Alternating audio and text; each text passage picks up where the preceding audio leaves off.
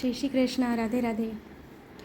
વિષ્ણુ, હવે રીંગણ દશમી આવી રહી છે, તો બેંગન દશમી પછી આપણે 4 મહિના સુધી રીંગણા નથી ખવાતા, આપણે પ્રભુને ભોગ ધરવામાં નથી આવતા રીંગણા. તો એ પહેલાં આપણે રીંગણાની ઘણી બધી સામગ્રીઓ એવી છે. રીંગણ દશમી પર આપણે પ્રભુને ઘણી બધી નૂતન સામગ્રી રીંગણામાંથી સિદ્ધ કરાય. તો આજે આપણે રીંગણ ભાત એટલે વેંગણ ભાત સિદ્ધ કરવાનું છે. તો 2 નંગામાં નાના જે રીંગણા હોય છે ને એ 2 નંગ લીધા અને આવી રીતે સિદ્ધ કરીને જલમાં જરાક મીઠું અને હળદર પધરાવીને એમાં જલમાં થોડીક વાર પલાળી રાખવાનું. શા માટે? કે એમાં જે કડવાશ હોય એ નીકળી જાય, એટલે એવી રીતે એને જલમાં પલાળી રાખવાનું અને કાળા ના પડે. આપ લાંબા રીંગણા આવે એ બી લઈ શકો છો. તો અહીંયા મેં કઢાઈમાં 1 ચમચી તેલ લીધું છે. આમાં 1/4 ચમચી રાઈ સખડી મેં પહેલાં જ સિદ્ધ કરી લીધી છે.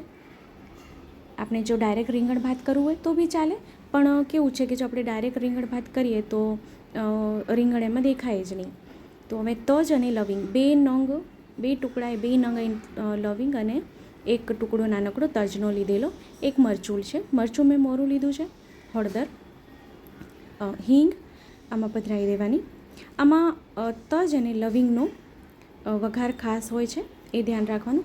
હવે જે રીંગણ લીધેલા એ જલમાંથી નિતારીને એ પહેલાં આપણે એને વઘારી દઈએ, એને છોંક પહેલાં લગાડી દઈએ અને એમાં છે ને સ્વાદ મુજબ મીઠું અને હળદર પધરાવી દેવાનું છે. જો આમાં શ્યામ તીખાનો કે લાલ મરચાંનો ઉપયોગ નથી કરવાનો. જો અહીંયા છે ને લવિંગના પાવડરનો ઉપયોગ કરવામાં આવે છે, પણ મેં એને લવિંગના પાવડરનો ઉપયોગ નથી કર્યો. મેં અહીંયા આખા સાબુત જે લવિંગ છે ને એનો ઉપયોગ કર્યો છે. તો અહીંયા ધાણા જીરું અડધી ચમચી. વધારે મીઠું નહીં પધરાવવાનું, નહીં તો શું છે કે ખારું થઈ જશે. તો હવે રીંગણને જરાક એવું જલ કરીને એને એમાં સીજવા દઈએ. બહુ વધારે જલ નહીં કરી દેવાનું, સાવ જરાક એવું જલ કરીને પછી એને સીજવા દેવાનું. તો જો આવી રીતે 5 મિનિટ આપણે રાખશું તો સરખું સીજી જશે. પછી એમાં જરાક એવી સાકર, હવે 2 નંગ રીંગણા મેં લીધા તો સાકર આમાં ખાલી 1/4 ચમચી. આમ તો આમાં સાકરનું હોય, પણ આપણે રીંગણાના ભાગનું સાકર આમાં પધરાવી દઈએ.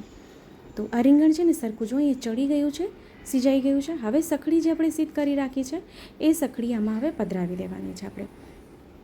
એક વૈષ્ણવ મને પૂછ્યું કે તમે ચોખા ક્યાં વાપરો છો? તો અમે તો વાડા કોલમ વાપરીએ છીએ. તો હવે સખડી આમાં પધરાવ્યા પછી આમાં જો સખડીના ભાગનું મીઠું હવે પધરાવી દઈશું, કારણ કે એ સખડી મોરી હતી. તો એને હવે સરખી રીતે આપણે મિક્સ કરી લઈએ. તો જો રીંગણ ભાત ખૂબ સુંદર રીતે અને ખૂબ સરસ રીતે આપણે અહીં સિદ્ધ થઈ ગયું છે. શ્રી પ્રભુને સુહાય તેમ, શ્રી પ્રભુને ભોગ ધરી શકાય તેમ. તો આપને જો વિડીયો ગમે હોય તો લાઈક જરૂરથી કરશો, આપણા ગ્રુપમાં શેર કરશો, જેથી વધુથી વધુ લોકો સુધી વિડીયો પહોંચી શકે અને એને પણ વિડીયો ઉપયોગી થઈ શકે. તો હવે સખડી પધરાવ્યા પછી ને ફરીથી ઢાંકીને 2 મિનિટ માટે રહેવા દઈશું, જેથી શુદ્ધ સખડી અને રીંગણ સરખું સિજાઈ જાય.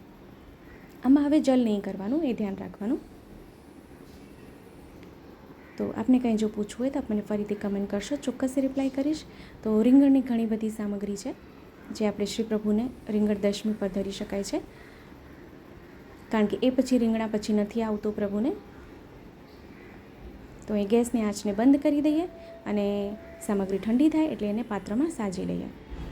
તો અહીંયા જો રીંગણા એકદમ સિજાઈ પણ ગયા છે અને આખા પણ છે, અને ઉપરથી લીલા ધાણા લીધા છે એનાથી એને સાજી લઈએ. અને હા, આમાં લીંબુનો રસ એક ખાસ અહીંયા પધરાવવામાં આવે છે કે જ્યારે ગેસ બંધ કરી દઈએ પછી અહીંયા જો અડધું લીંબુનો રસ મેં લીધેલું. હવે 1 કટોરી મેં ચોખા એટલે સખડી લીધી હતી, 2 નંગ રીંગણ હતા એટલે અડધુંથી 1 લીંબુનું રસ આમાં પધરાવી દેવાનું છે, પણ ગેસની આંચ બંધ કર્યા પછી. એ ધ્યાન રાખવાનું, નહીં તો કડવાશ પકડી લેશે.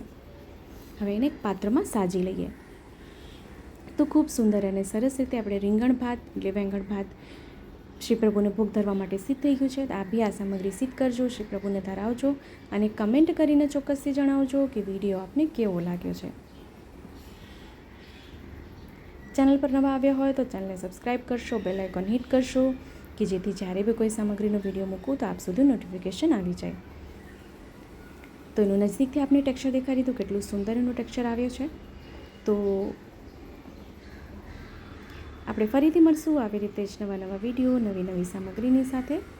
ત્યાં સુધી આપ સૌને મારા જય શ્રી કૃષ્ણ.